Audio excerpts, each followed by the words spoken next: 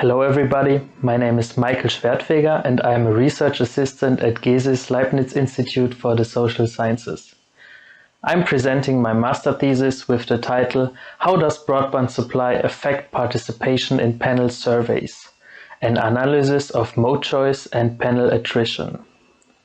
My motivation for this research stems from the increasing number of internet users and with it the increasing popularity of online survey participation. Nowadays, on the one hand, participants are willing to participate online, and on the other hand, researchers benefit from cheaper and faster data collection. But is the broadband infrastructure ready for nationwide online survey participation? Do broadband connections imply that people can participate online without any problems? Or do slow internet connections affect the participation in panel surveys? In theory, they can. According to the concept of just noticeable difference, the human sensory system is able to perceive interruptions of less than 1 second. An experiment with Google users showed that slowing down the search results page by 400 milliseconds significantly reduced the number of searches per user by 0.6 percentage points. So even minimal changes in waiting time do matter.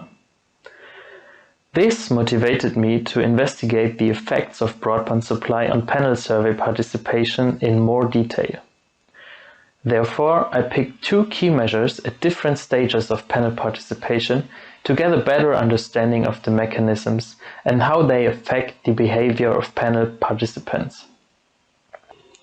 The first one is mode choice, which refers to a situation in which people in a recruitment interview decide whether they want to participate online via web surveys or offline via paper and pencil surveys.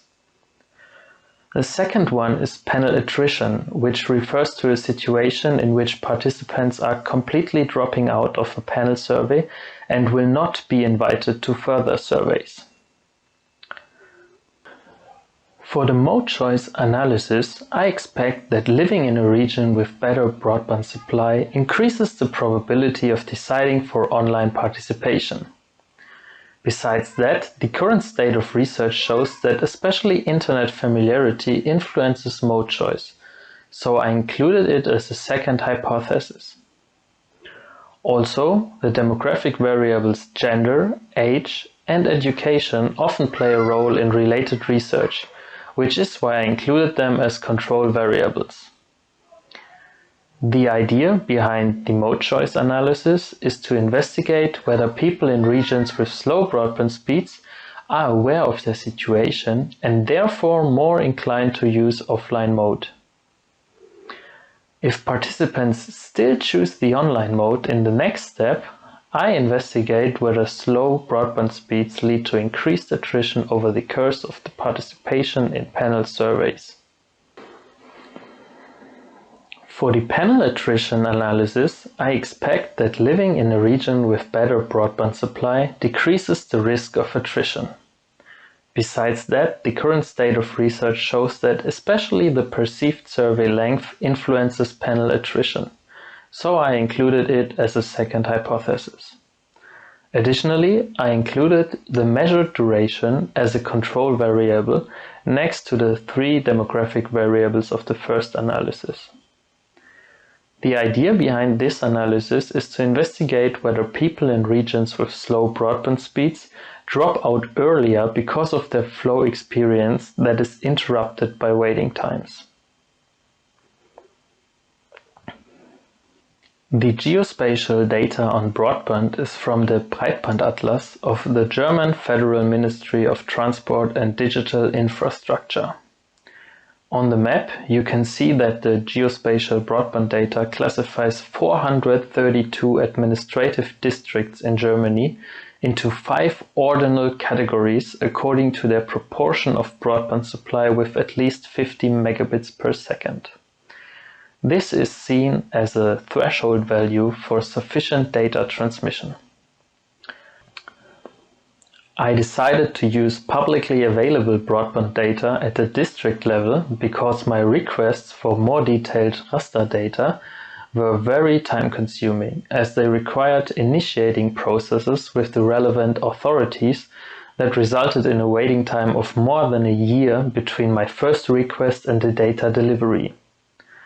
However, using district-level data also has the advantage that I could test whether this level might already be sufficient to identify a relationship between local broadband conditions and participation behavior. To investigate the effects of broadband supply on mode choice and panel attrition, I combined the geospatial broadband data with geocoded survey data of the mixed-mode GESIS panel. For the mode choice analysis, I used data from the recruitment interview of the second cohort in 2016, where 36% of the participants applied for the offline mode and 64% for the online mode. I decided to use a binomial logistic regression model to predict the probability for the dichotomous mode choice. For the panel attrition analysis, I used the first 16 waves of the second cohort of the GESIS panel. Within these 16 waves, 22.5% of the online participants dropped out of the panel. Here, I decided to use a Cox regression to fit multivariate survival models with time-dependent and time-independent covariates. The outcome can be interpreted as the risk of an event at each point of time.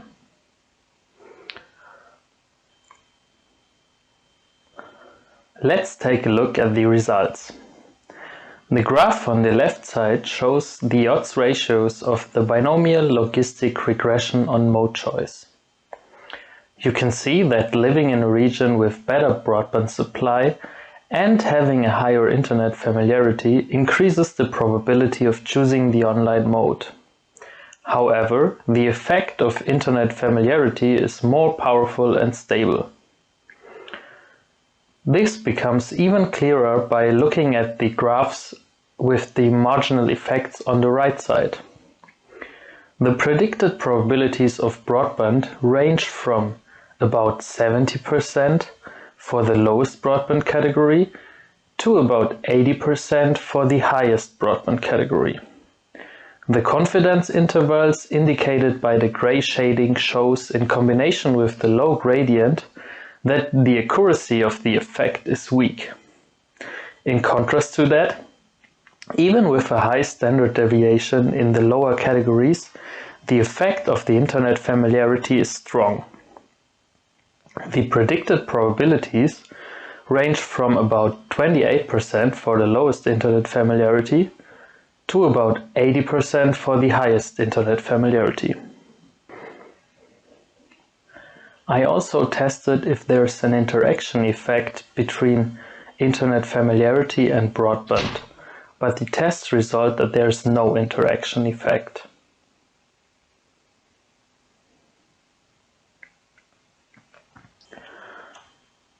Let's continue with the results of the Cox regression. The graph on the left side shows the hazard ratios on panel dropout. The effect of broadband supply is small, opposite to the hypothesis, and not significant, whereas a longer perceived survey duration increases the risk of panel dropout significantly. It is also interesting that the hazard ratio of the measured duration is lower than the hazard ratio of the perceived duration. On the right side, you can see the survival rates of broadband and the evaluation of duration. There is nearly no difference between the survival rates of each broadband category, but there are huge differences within the evaluation categories. After 16 waves, the survival rate for the participants in the first group is about 92%, whereas the survival rate for participants in the fifth group is at about 30%. So participants who rate the duration on the average as long have a significantly higher risk of panel dropout than participants who do not rate the duration to be long.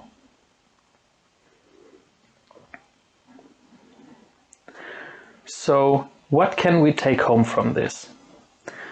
The main focus of this work was to check if regional differences in broadband supply affect the participation behavior, more specifically, if they affect mode choice and panel attrition. For the mode choice analysis, the direction of the effect was as expected, but weak. The effect of the panel attrition analysis was very small, opposite to the expectations, and not significant. Overall, it can be said that the results do not allow clear interpretations regarding the influence of broadband supply on participation behavior. But as I said at the beginning, I also wanted to test with this thesis whether the district-level broadband data is sufficient for this kind of analysis, and the results show that this is not the case. However, I learned that linking geospatial data and survey data has a great potential. Therefore, I am planning a follow-up study with small-scale raster data. Thank you for your attention.